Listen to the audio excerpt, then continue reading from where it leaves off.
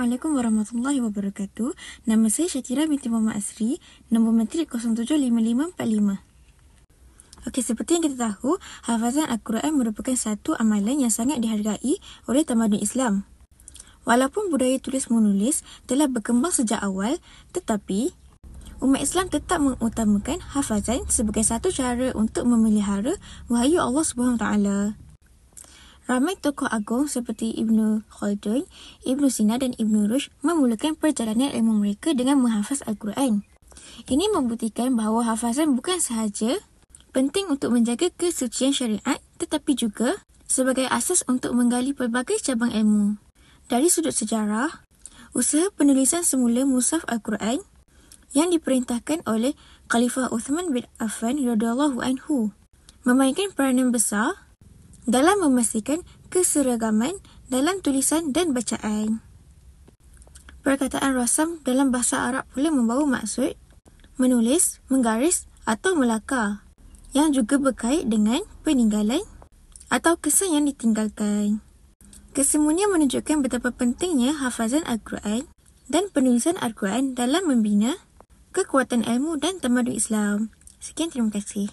Bismillahirrahmanirrahim. Nama Nur Syahidatun Najihah binti Samsudin, nombor matrik 075079. Jadi saya akan menerangkan tentang pengumpulan Al-Quran pada zaman Rasulullah SAW. Yang pertama, pengumpulan Al-Quran pada zaman Rasulullah SAW bermula dengan dua kaedah utama, iaitu hafalan oleh para sahabat dan juga penulisan wahyu oleh penulis khusus. Kaedah ini memastikan Al-Quran kekal asli dan tepat sebagaimana yang diturunkan oleh Allah Subhanahu Wa Taala. Yang kedua, Rasulullah SAW memainkan peranan penting dalam penyampaian wahyu. Baginda bukan sahaja menghafal semua ayat, tetapi juga membacakan secara tertil dan menerangkan maksud ayat agar para sahabat dapat memahami dengan jelas dan mengamalkannya dengan tepat. Yang ketiga, penulisan Al-Quran juga akan dilakukan oleh sahabat terpilih seperti Zaid bin Sabit. Mereka akan menulis ayat-ayat tersebut pada bahan semula jadi seperti pelepah tamar dan kulit binatang. Walaupun dengan peralatan yang terhad, mereka memastikan setiap penulisan dilakukan dengan penuh ketelitian. Yang keempat, Al-Quran belum dapat disusun dengan lengkap dalam satu mushaf semasa hayat Rasulullah SAW. Hal ini kerana wahyu masih turun secara berperingkat dan mungkin terdapat ayat-ayat yang dibatalkan atau digantikan, iaitu nasakh. Selain itu, kekurangan bahan tulis dan kemahiran menulis pada masa itu turut menjadi cabaran dalam pembukuan. Akhir sekali, sebelum kewafatan Rasulullah SAW, baginda sentiasa menyemak hafalan para hufaz dan memastikan susunan ayat adalah tepat. Semakan ini menjadi asas penting kepada pengumpulan rasmi Al-Quran pada zaman Khalifah Abu Bakar dan pembukuan mushaf pada zaman Khalifah Uthman radhiyallahu anhu. Demikianlah ringkasan proses pengumpulan dan pembukuan Al-Quran yang menjadi asas kepada Al-Quran yang kita baca pada hari ini. Itu sahaja daripada saya. Sekian, terima kasih. Bismillahirrahmanirrahim. Assalamualaikum warahmatullahi wabarakatuh. Nama diberi Nur Saranadia binti Abdul Nasir, nombor matrik 075105. Baiklah, pada hari ini saya akan menceritakan tentang pengumpulan Al-Quran pada zaman Sayyidina Abu Bakar radhiyallahu anhu. Jadi, peristiwa ini berlaku selepas sahaja kewafatan Nabi Muhammad SAW. Dan pada ketika itu jugalah Sayyidina Abu Bakar dilantik sebagai khalifah untuk meneruskan tugas-tugas baginda. Pada masa yang sama, satu peperangan telah pun berlaku, iaitu di antara pengikut yang masih setia dengan Nabi dan juga pengikut yang telah pun murtad yang diketuai oleh Musailamah Al-Kadzdzab. Dan peperangan ini dikenali sebagai peperangan Al-Yamamah yang berlaku pada tahun 12 Hijrah. Jadi, ketika peperangan itu telah gugurnya syahid seramai 70 orang penghafaz Al-Quran. Jadi, perkara inilah yang menimbulkan kebimbangan terhadap Sayyidina Umar kerana kemungkinan besar Al-Quran pun akan turut hilang bersama-sama dengan para hufaz yang mati syahid. Jadi, Sayyidina Umar pergi berjumpa dengan Sayyidina Abu Bakar untuk mencadangkan agar Al-Quran ini dikumpulkan. Pada mulanya, Sayyidina Abu Bakar tidak bersetuju dan masih rasa ragu-ragu dengan cadangan ini. Tapi, setelah melihat kepada kemaslahatan umat dan setelah mendapatnya hidayah daripada Allah SWT, maka Sayyidina Abu Bakar pun bersetuju. Lalu Sayyidina Abu Bakar melantik Zaid bin Sabit, iaitu seorang penulis wahyu yang dipercayai untuk mengetahui usaha pengumpulan ini. Jadi antara kaedah yang digunakan oleh Zaid bin Sabit dalam usaha mengumpulkan Al-Quran adalah dengan menghimpunkan ayat Al-Quran yang ditulis itu pada pelepah tamar, batu, tulang, kulit binatang dan kemudian datangkan 2 orang saksi untuk mengesahkan setiap ayat itu. Dan kemudian juga disemak dengan hafazan para sahabat. Akhirnya beliau berjaya mengumpul dan menyusun Al-Quran menjadi lembaran-lembaran. Oleh hal yang demikian, Sayyidina Abu Bakar sangat menjaga keaslian Al-Quran itu sehinggalah kita dapat merasakan keaslian itu sehinggalah hari ini. Dan kemudian usaha ini diteruskan lagi oleh Sayyidina Umar Al-Khattab, iaitu khalifah yang kedua, dan diwariskan oleh anak Sayyidina Umar, iaitu Hafsah binti Umar.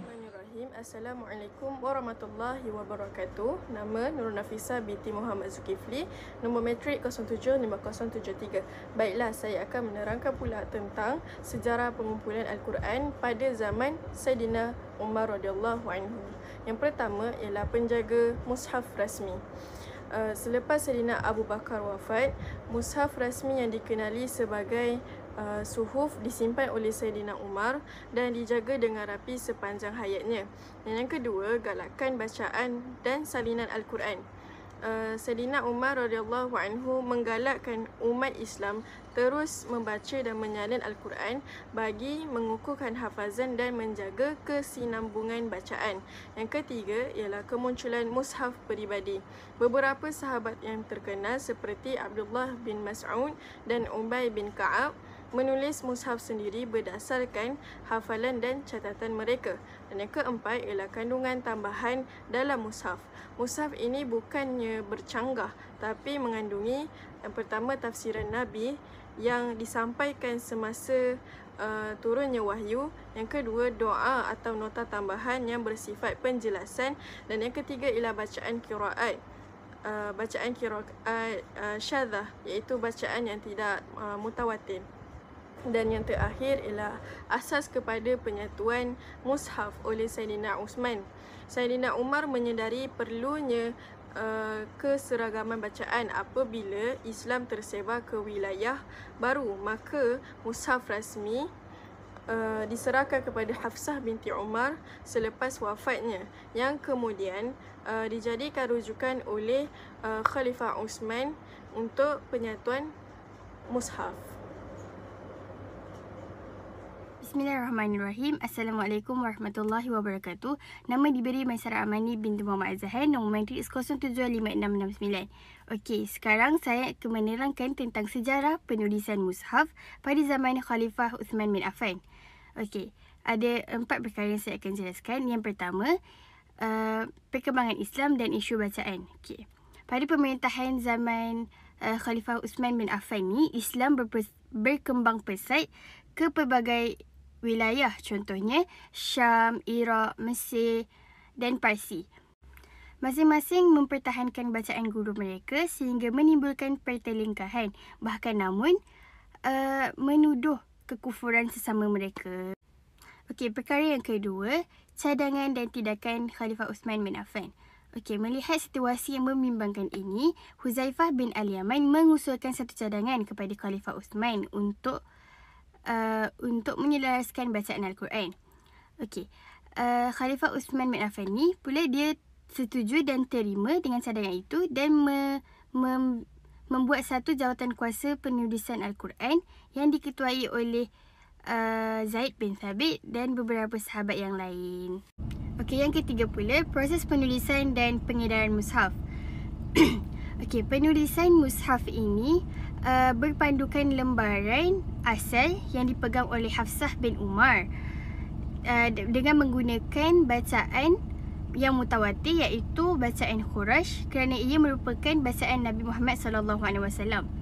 Mushaf ni pula dia ada 6 dan satu disimpan oleh Khalifah Uthman bin Affan itu sendiri, dan yang selebihnya dihantar kepada kota-kota utama seperti Mekah, Madinah, Syam, Kufah, Basrah, dan dihantar juga sahabat untuk membimbing masyarakat dalam bacaan yang betul. Okey, yang terakhir sekali, yang keempat adalah pelupusan lembaran lama dan kepentingan. Okey, bagi mengelakkan kekeliruan, Khalifah Uthman bin Affan mengarahkan untuk lembaran-lembaran lama itu dilupuskan dan dibakar. Okey, walaupun Mushaf Uthmani ni tak ada titik dan tak ada baris, tapi para sahabat tidak menghadapi sebarang masalah pun untuk mengajarkannya kerana mereka bertalaki dengan guru mereka. Okey, antara kepentingan ataupun usaha yang Khalifah Uthman bin Affan ni lakukan adalah yang pertama, menyatukan umat Islam, yang kedua, mengelakkan percanggahan, dan yang paling penting adalah menjaga kesucian dan keaslian kalamullah Al-Quran sehingga ke hari ini. Sekian, itu sahaja daripada saya. Wallahu'alam. Bismillahirrahmanirrahim. Assalamualaikum warahmatullahi wabarakatuh. Nama diberi Nur Nadia binti Abdul Razak, nombor matrik 075455. Saya akan menerangkan mengenai kaedah-kaedah penulisan Rasam Uthmani. Seperti mana yang kita tahu, penulisan Rasam Uthmani ini telah diasaskan pada zaman Khalifah Uthman bin Affan radhiyallahu anhu. Penulisan dan penyediaan mushaf tersebut telah disediakan dan disebarkan ke seluruh wilayah Islam pada ketika itu. Penulisan ini mempunyai ciri-ciri dan kaedah-kaedah yang berbeza daripada penulisan resam imla'i atau resam qiyasi. Penulisan resam Uthmani juga memainkan peranan yang penting dalam memelihara pelbagai bacaan ataupun qiraat, struktur bahasa dan sebagainya. Kerana seperti mana yang kita tahu, sebelum adanya penulisan Rasam Uthmani ini, Al-Quran ataupun mushaf yang terdahulunya adalah ditulis tanpa baris atau tanda. Kemudian ciri-ciri ataupun kaedah-kaedah penulisan tersebut telah ditambah ataupun telah di-upgrade oleh para ulama bagi memudahkan bacaan. Terdapat beberapa kaedah atau ciri-ciri dalam penulisan Rasam Uthmani. Antaranya adalah kaedah al-hadaf, al-badal, al-hamzah, az-ziyadah dan al-faslu wal-waslu. Kita pergi kepada kaedah yang pertama, iaitu kaedah al-hadaf. Kaedah al-hadaf ini merupakan pengguguran huruf-huruf tertentu dalam sesebuah kalimah. Kaedah ini terbahagi kepada 3 jenis, iaitu hadful isyarah, hadful ikhtisar dan hadful iqtisar. Jadi contoh bagi kaedah hazaf ini seperti kalimah a'udzubillahi minasyaitonirrajim wa idh wa'adna Musa 40 lailah. Di sini pada kalimah wa'adna, asalnya di situ ditulis wa'adna, ditulis alif selepas waw. Jadi di situ dia menggugurkan huruf alif selepas waw. Sebab itu dinamakan kaedah hadaf, sebab dia menggugurkan huruf alif. Kemudian kita terus kepada kaedah yang kedua, iaitu kaedah al-badal. Kaedah al-badal merupakan penukaran sesuatu huruf kepada huruf yang lain. Contoh kalimah bagi kaedah al-badal ini adalah kalimah as-salah. Pada asalnya as-salah alif lam sad lam alif ta marbuṭah. Jadi dalam kaedah al-badal ini ia ditulis dengan menggantikan huruf alif kepada huruf waw. Seterusnya kaedah yang ketiga adalah kaedah al-hamzah. Kaedah ini menunjukkan penulisan hamzah dalam Rasam Uthmani. Contoh bagi kaedah penulisan hamzah dalam mushaf adalah seperti kalimah iyyaka dalam surah Al-Fatihah, iyyaka na'budu wa iyyaka nasta'in. Jadi pada kalimah iyyaka huruf hamzah pada awal kalimah ditulis dengan rumah alif. Jadi di situ hamzah itu menggunakan rumah alif. Kaedah yang berikut adalah kaedah az-ziyadah yang bermaksud penambahan huruf pada kalimah yang tertentu. Contoh bagi kaedah az-ziyadah adalah seperti kalimah a'udzubillahi minasyaitonirrajim waliyatadhakkara ulul albab. Jadi pada kalimah ulu selepas huruf alif atau hamzah ditambahkan huruf waw. Sebab itu dinamakan kaedah az-ziyadah, sebab berlaku penambahan huruf waw selepas huruf alif. Kaedah yang terakhir adalah kaedah al-faslu wal-waslu, di mana kaedah ini menunjukkan pemisahan atau penyambungan antara dua kalimah. Contoh bagi kaedah ini adalah seperti kalimah anla ditulis sebagai alla. Asalnya an, alif nun an dan lam alif la, an la, dan dalam penulisan Rasam Usmani dia ditulis sebagai alla, alif lam alif. Jadi setakat itu sahaja pembentangan saya pada kali ini. Sekian, wabillahi taufiq wal hidayah. Wassalamualaikum warahmatullahi wabarakatuh. Bismillahirrahmanirrahim. Assalamualaikum warahmatullahi wabarakatuh. Nama saya Nur Ain Syafiqah binti Mak Yatim, nombor matrik 076051. Baiklah, jadi saya akan menjelaskan tentang perkembangan Rasam Usmani di Asia Tenggara. Jadi yang pertama iaitu di negara kita sendiri, iaitu negara Malaysia. Untuk negara Malaysia, perkembangan Rasam Usmani ini dia bermula dengan penubuhan Lajnah Tasih Al-Quran di bawah JAKIM sejak tahun 1980-an lagi. Jadi, JAKIM ni adalah satu badan yang bertanggungjawab menyemak dan meluluskan semua mushaf yang dicetak dekat negara ni. Mushaf Malaysia sendiri dibangunkan berdasarkan mushaf Madinah, tapi dimodifikasikan mengikut keperluan tempatan. Contohnya macam ejaan ataupun bentuk wakaf dan sebagainya. Dalam pendidikan pula, Rasam Usmani telah dijadikan asas dalam pengajaran kafah dan sekolah-sekolah agama yang lain. Seterusnya, antara mushaf yang dihasilkan yang terkenal tertulis tangan yang diterbitkan pada tahun 2015 iaitu Mushaf Tan Sri Harusani. Seterusnya, yang kedua ialah di negara Indonesia. Kalau dekat negara Indonesia ni sebelum tahun 1980-an, resam yang digunakan secara meluas ialah resam imla'i. Tapi lepas daripada itu, Kerajaan Indonesia menubuhkan Lajnah Pentasihan Mushaf Al-Quran atau LPMQ untuk menjelaskan penggunaan Rasam Usmani secara rasmi.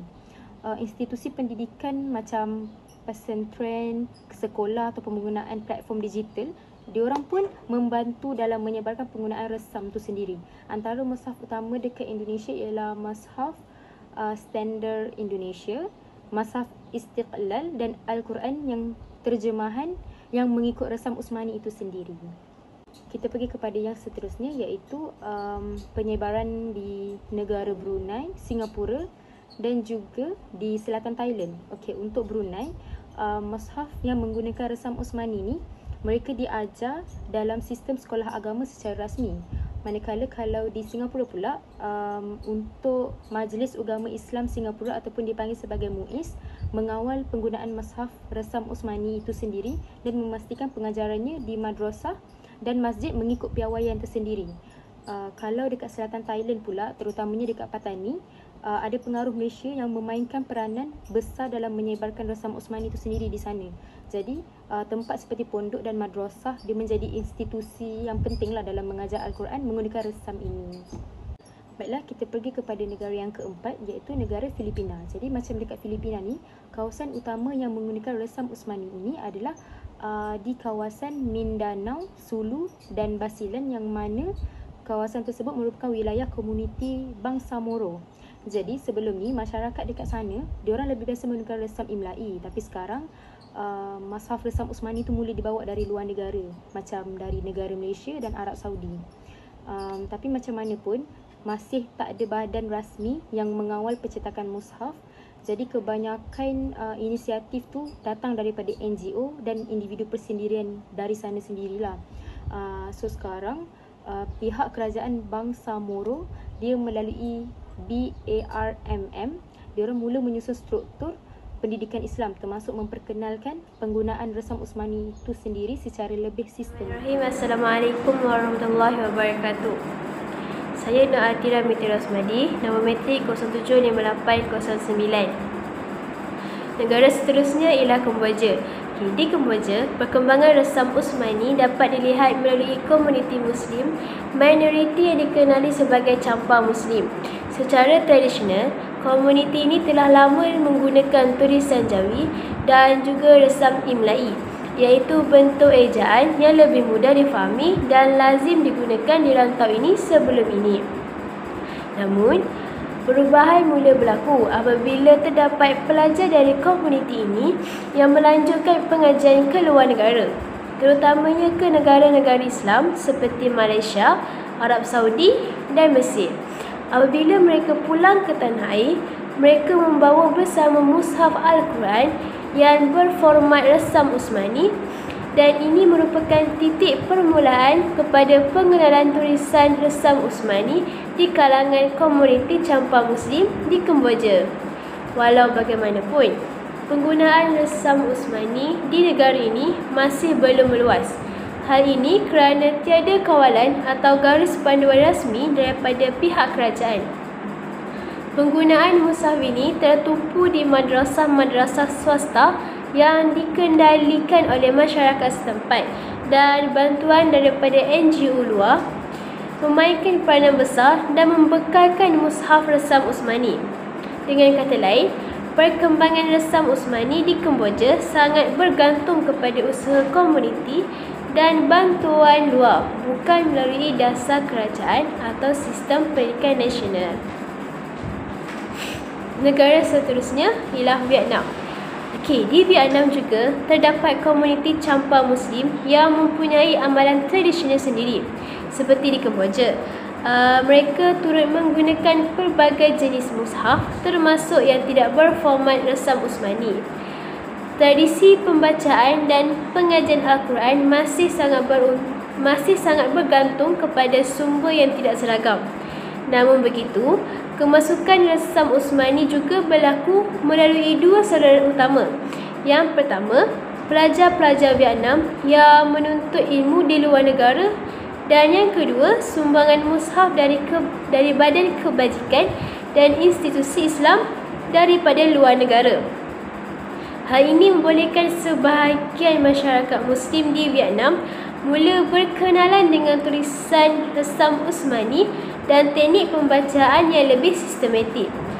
Tetapi, seperti di Kemboja, Vietnam tidak mempunyai badan rasmi yang mengurus atau menyelia penggunaan resam Usmani dalam pendidikan agama. Hal ini menyebabkan penggunaannya masih sangat terhad dan tidak seragam. Ada madrasah yang menggunakan mushaf resam Usmani, manakala ada juga yang masih menggunakan resam Imlai atau kaedah-kaedah lain versi tempatan. Seterusnya ialah Laos dan juga Timor Leste. Laos dan Timor Leste masing-masing mempunyai populasi Muslim yang sangat kecil dan termasuk dalam kategori minoriti yang terpencil. Di kedua-dua negara ni tiada sistem pendidikan Islam yang rasmi yang dibangunkan oleh kerajaan. Oleh itu, komuniti Muslim di sini seringkali bergantung kepada inisiatif sendiri untuk mendalami ajaran Islam.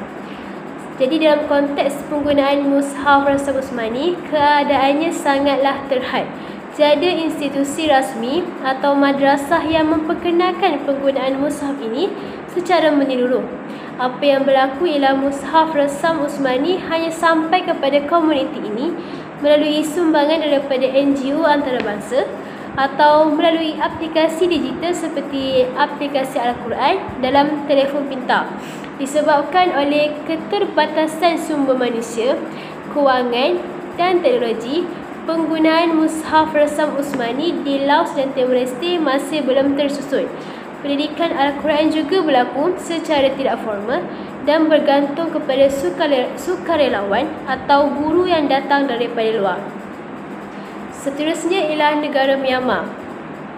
Di Myanmar mempunyai beberapa komuniti Muslim seperti Rohingya, India Muslim dan Pati. Dahulunya mereka menggunakan mushaf berformat resam imla'i yang lebih mudah, namun dalam beberapa dekad kebelakangan ini, mushaf dari negara luar seperti Bangladesh dan Malaysia yang menggunakan resam Usmani mula tersebar dalam kalangan masyarakat Muslim di Myanmar. Perkembangan ini berlaku meskipun Myanmar berdepan dengan cabaran besar dari sudut politik dan diskriminasi agama. Umat Islam di sana sering menjadi mangsa penindasan dan dinafikan hak pendidikan dan juga kerakyatan, terutamanya komuniti Rohingya. Ini menjadikan penyebaran ilmu agama dan Al-Quran sangat mencabar.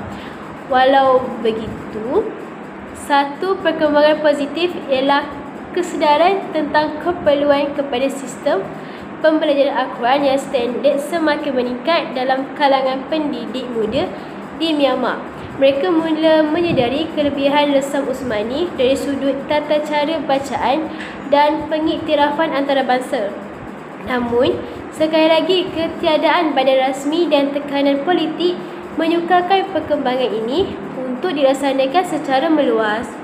Jadi secara keseluruhannya, perkembangan resam Usmani di Asia Tenggara adalah sangat tidak seimbang. Di negara-negara seperti Kemboja, Vietnam, Laos, Timor Leste dan Myanmar, umat Islam adalah minoriti dan tidak mendapat sokongan seperti sistem pendidikan Islam yang kukuh daripada kerajaan masing-masing. Oleh itu, perkembangan penggunaan mushaf resam Usmani sangatlah bergantung kepada pelajar luar negara yang membawa balik mushaf ke negara masing-masing, bantuan NGO antarabangsa, penggunaan aplikasi digital, kesedaran dalam kalangan pendidik muda. Namun, ketiadaan kawalan rasmi dan sistem pendidikan Islam yang teratur menyebabkan penggunaan resam Usmani di negara-negara ini masih terhad, tidak tersusun dan kurang seragam. Jadi itu saja pembentangan daripada saya. Terima kasih. Assalamualaikum warahmatullahi wabarakatuh. Nama Nurul Datuk Bishra binti Muhammad Nazir. Nama matrik 076258. InsyaAllah saya akan menerangkan berkenaan tajuk peranan Rasam Usmani dalam menjaga kesucian bacaan Al-Quran. Rasam Usmani memainkan peranan penting dalam memelihara kesucian bacaan Al-Quran dan menjaga keindahan bahasa. Kaedah ini merupakan satu kaedah penulisan yang standard bagi memastikan Al-Quran yang sampai kepada kita pada hari ini adalah sama dengan apa yang diwahyukan kepada Nabi Muhammad SAW.